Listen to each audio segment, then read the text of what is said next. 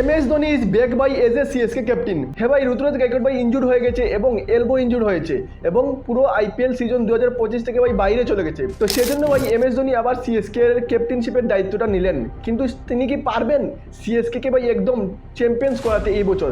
কারণ আমরা দেখেছি সিএসকে টিমের এখন করুণ অবস্থা। 5টি ম্যাচ খেলে 5টি ম্যাচের মধ্যে মাত্র 1টি ম্যাচই জিততে পেরেছে এবং আরও 9টি ম্যাচ বাকি আছে যদিও, কিন্তু 9টি ম্যাচের মধ্যে ভাই অনেক পরিশ্রম করতে হবে এবং কমপক্ষে 7টি ম্যাচ তো জিততে হবে। আমরা জানি কোয়ালিফাই করতে হলে যে কোনো টিমকে ভাই 16 পয়েন্টের দরকার, তার মানে 8টা ম্যাচ জিততে হবে।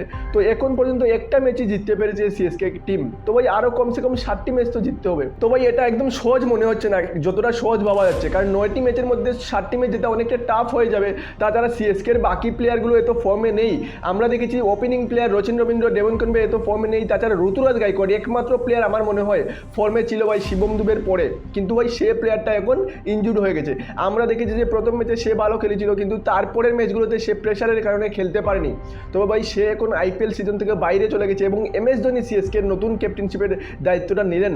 তো সেজন্য দেখা যাচ্ছে যে কি তিনি পারবেন সিএসকে কে আবার তরি পার করাতে, সেটা দেখার বিষয়। তোমাদের কি মনে হয় ভাই, MS ধোনি কি পারবে সিএসকে কে আবার ট্রফি জিতাতে?